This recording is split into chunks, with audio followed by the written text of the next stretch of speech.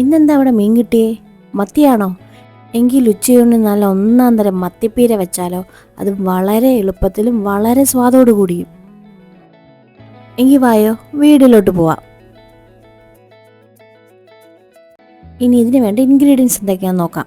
കറിവേപ്പില ആവശ്യത്തിന്, ഒരു വലിയ കഷ്ണം ഇഞ്ചി, പച്ചമുളക് 9 എണ്ണം, കൊച്ചുള്ളി ചെറുതും വലുതുമായി 35 എണ്ണം.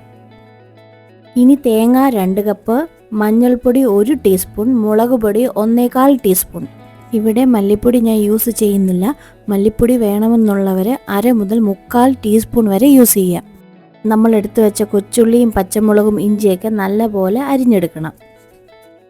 ഇനി കൊച്ചുള്ളി എടുക്കാനില്ലെങ്കിൽ 2 സവാള അരിഞ്ഞതായാലും മതി, പക്ഷേ കൊച്ചുള്ളിക്കാണ് കുറച്ചുകൂടെ ടേസ്റ്റ്. ഇനി പുളിക്ക് ആവശ്യമായ കുടംപുളി എടുക്കണം.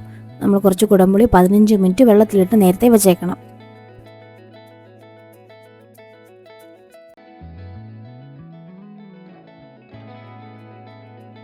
മുക്കാൽ കിലോയോളം മത്തിയുണ്ടേ.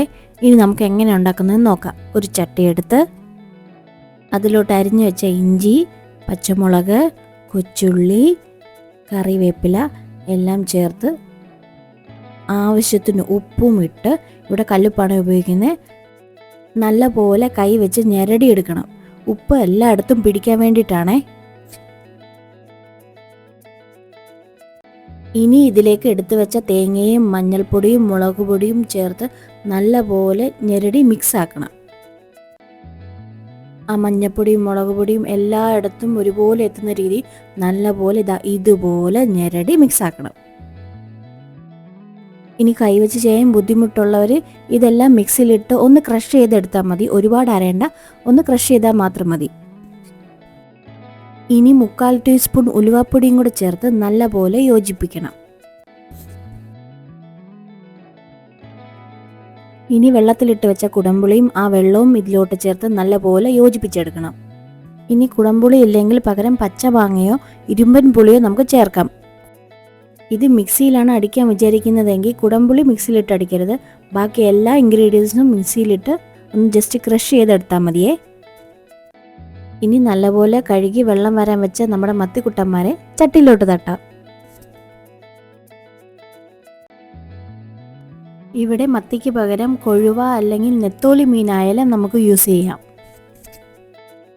ഇനി ഇത് നല്ലപോലെ യോജിപ്പിച്ചെടുക്കണം. എല്ലായിടത്തും ആ തേങ്ങാക്കൂട്ട് എത്തുന്ന രീതി നല്ലപോലെ യോജിപ്പിച്ചെടുക്കണം.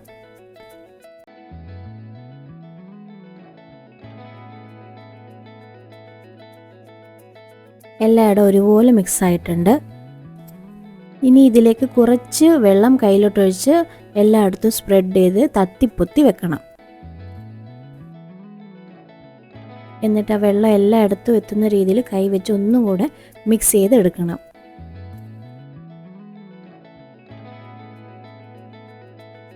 മീൻ വേവിക്കാൻ ആവശ്യമായ വെള്ളമാണ് നമ്മളിപ്പോൾ ചേർത്ത് കൊടുത്തത്. അത് ഏകദേശം ഒരു 3/4 കപ്പോളം ഉണ്ടായിരുന്നേ.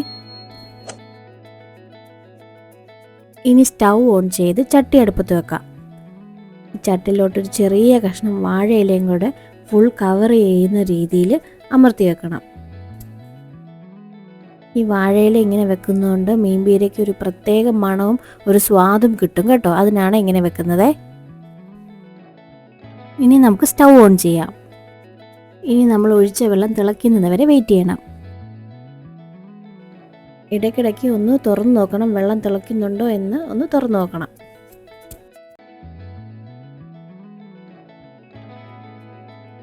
വെള്ളം നല്ലപോലെ തിളയ്ക്കുന്നുണ്ട്. നമ്മളപ്പോൾ ഒരു തവി വെച്ച് അടി കൂട്ടി ഒന്ന് ഇളക്കി കൊടുക്കണം, അല്ലെങ്കിൽ അടി പിടിക്കും. അടി പിടിക്കാതിരിക്കാൻ വേണ്ടിയിട്ടാണ് ഇങ്ങനെ ഒന്ന് ഇളക്കി കൊടുക്കുന്നത്. ഇനി തീ ലോ ഫ്ലെയിമിൽ വെച്ചിട്ട് നമുക്ക് മീൻ വേവിച്ചെടുക്കാം. വെള്ളം പറ്റുന്നുണ്ടോ എന്ന് പ്രത്യേകം ഇടയ്ക്കിടയ്ക്ക് ശ്രദ്ധിക്കണം കേട്ടോ.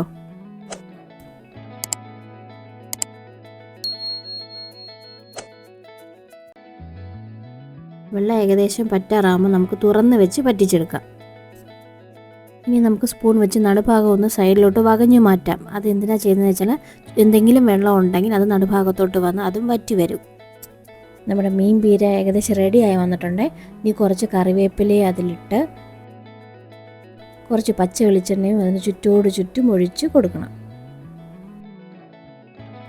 അങ്ങനെ നമ്മുടെ കുഞ്ഞൻ മത്തിത്തോരൻ റെഡിയായി. ഇനി തീ ഓഫ് ചെയ്യാം. വെള്ളം നല്ലപോലെ പറ്റി റെഡി ആയിട്ടുണ്ട്.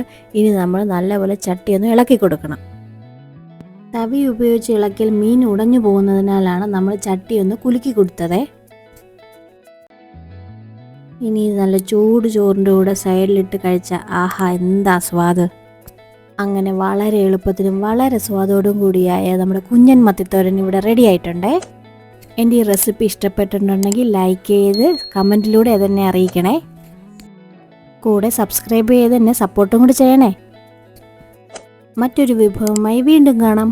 ബൈ.